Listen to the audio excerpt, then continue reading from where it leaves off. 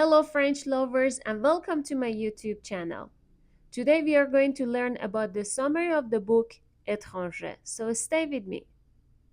Le protagoniste de L'étranger, Morceau, est un employé de bureau qui habite Alger. Il vient de recevoir un télégramme de l'asile de vieillard de Maron lui annonçant la mort de sa mère. Il prend alors 2 jours de congé pour se rendre à Maron en autobus. Il fait très chaud. Arrivé à l'hospice, il converse avec le concierge et accepte un café. Puis commence la vie durant laquelle les amis de sa mère prennent place autour du cercueil. Ce dernier faut un morceau l'effet d'un tribunal. Le lendemain, l'enterrement de la mère de Morceau a lieu. Il fait une chaleur accablante. Morceau suit le cortège funèbre dans un état de semi-conscience. L'église, le cimetière, l'évanouissement du vieux prêtre, le compagnon de sa mère. Morceau ne pleure pas et éprouve un grand soulagement lors de son retour à Alger. Le lendemain de l'enterrement, un samedi, Morceau va se baigner au port et y rentre comme mari, une jeune femme qui avait travaillé comme dactylo dans son bureau. Ils nagent et rien ensemble. Au moment de se rhabiller, Marie s'aperçoit que Morceau est en tenue de deuil et s'étonne qu'il ait enterré sa mère la veille. Ils vont au cinéma, Marie passe la nuit chez Morceau.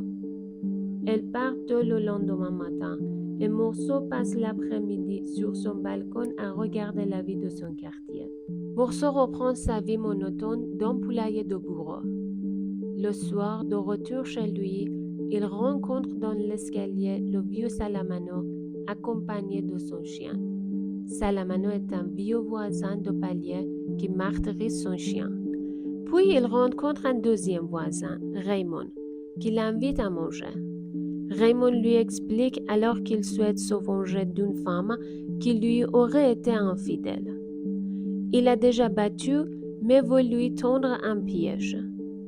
Il a besoin de Morceau pour rédiger une lettre afin de la faire revenir et l'humilier. Morceau ne pose pas de questions et accepte de rédiger la lettre. Une semaine passe. Le samedi suivant, Morceau retrouve Marie à la plage et cette dernière passe la nuit chez Morceau. Le lendemain, ils entendent une violente interaction chez Raymond. Ce dernier frappe et injurie une femme. Un agent est obligé de faire cesser la dispute et de convoquer Raymond au commissariat. Raymond demande alors à Morceau de lui servir de témoin, ce que Morceau accepte. Il passe l'après-midi avec Raymond. À son retour, il trouve le vieux Salamano désorienté parce que son chien s'est enfui. Morceau entend le vieux Salamano pleurer le soir dans sa chambre. Raymond invite Morceau et Marie à passer le dimanche chez un ami dans un cabanon près de la plage. Il raconte à Morceau qu'un groupe d'Arabes, dont le frère de la maîtresse infidèle, l'a suivi toute la journée. Le patron de Morceau lui propose un poste à Paris, mais Morceau ne montre aucun enthousiasme. Il retrouve Marie qui lui demande s'il veut l'épouser. Morceau lui répond que cela lui est égal. Comme elle lui fait part de son désir de se marier avec lui, elle accepte avec indifférence. De retour chez lui, il rencontre de vieux Salamano qui lui parle de son chien et lui confie que, contrairement au reste du quartier, il ne l'a pas mal jugé lorsqu'il a mis sa mère à l'hospice. Morceau, Marie et Raymond passent le dimanche dans un cabanon près de la plage chez un ami de Raymond.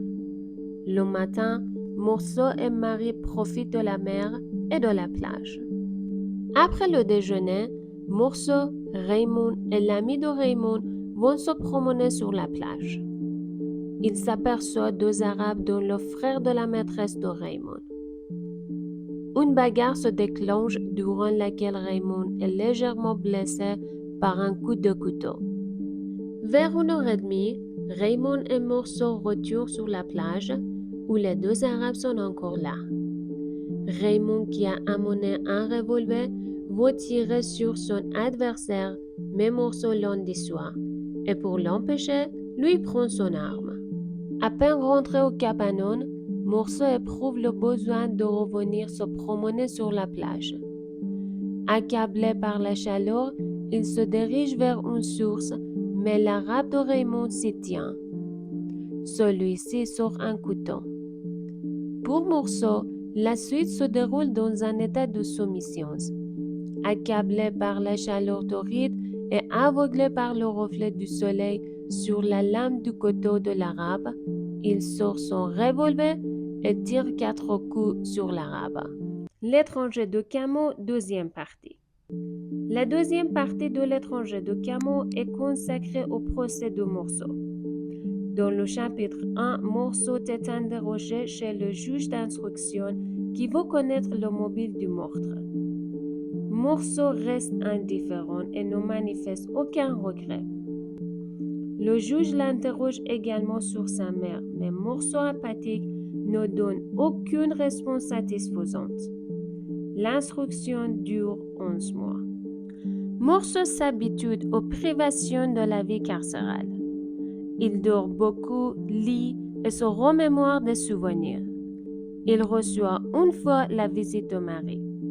Au bout d'un an, le procès de Morceau a lieu en plein été. Depuis son box d'accusé, Morceau découvre le tribunal, les jurés, les journalistes, la cour, les témoins. Le président du tribunal interroge Morceau sur sa mère, puis sur le meurtre de l'arabe. Les témoins défilent.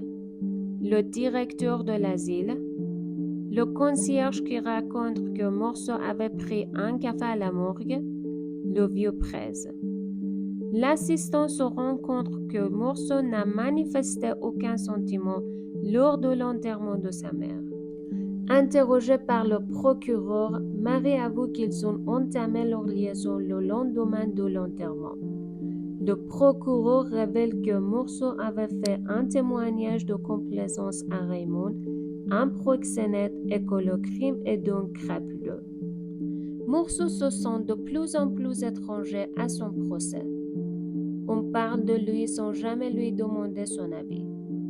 Le procureur général le présente comme un monstre sans cœur qui a prémédité son crime. L'avocat de Morceau le présente comme une personne hontée, pleine de qualités morales. Morceau se désintéresse de son procès et ne se reconnaît dans aucun des portraits qui sont faits de lui. Après une longue attente, le président annonce que Morceau aura la tête tranchée en public. L'aumônier rend visite à Morceau dans sa cellule alors que ce dernier avait refusé de le recevoir. Morceau se met en colère et insulte l'aumônier. Après le départ de ce dernier, il s'avoue à la tendre indifférence du monde et retrouve son calme et même un sentiment de bien-être. Il souhaite alors qu'un grand nombre de spectateurs l'accueillent avec des cris de haine le jour de son exécution afin d'apaiser sa solitude.